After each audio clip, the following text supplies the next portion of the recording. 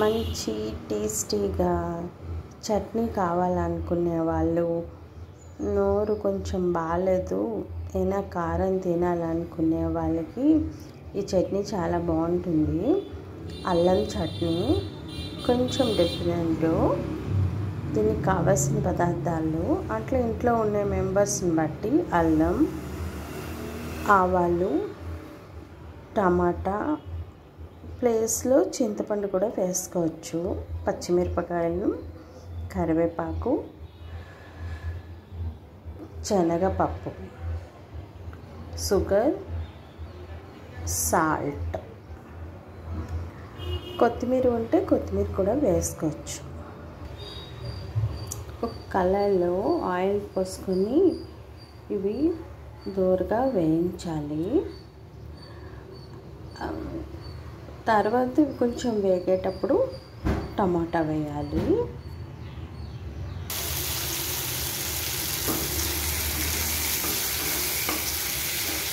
Tomato కూడా వేసుకొని కొంచెం బ్రౌన్ కలర్ వచ్చే వరకు వేయించుకోవాలి.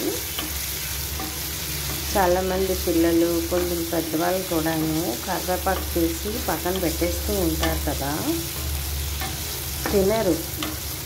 అది తింటే మనకి జుట్టుకి చాలా మంచిది కదా కరివేపాకు.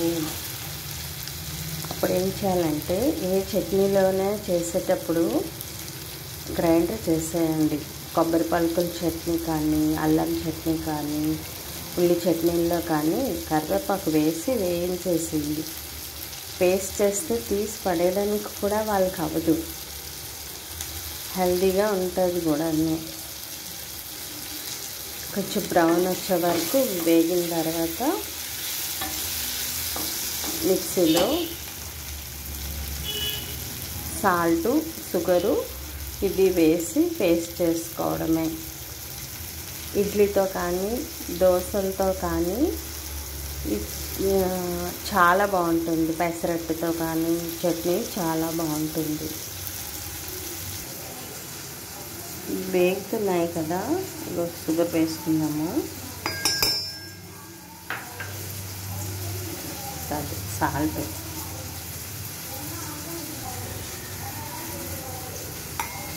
షుగర్, సాల్ట్ వేసేసి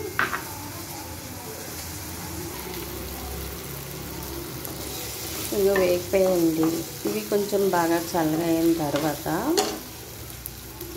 మిక్సీ జార్లో వేసి ఫైన్గా పేస్ట్ చేసుకోవడమే. వీటిని ఇంకా తాలింపు పెట్టే అవసరం కూడా లేదు.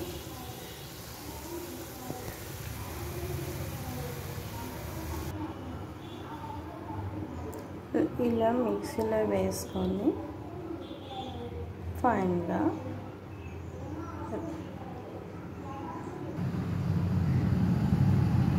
ఇలా ఫైన్గా పేస్ట్ చేసుకుంటే సరిపోతుంది. దీన్ని ఇంకా తాలింపు పెట్ట అవసరం లేదు. టిఫిన్తో సర్వ్ చేసుకోవడమే. సర్వ్ చేసుకోవాలి.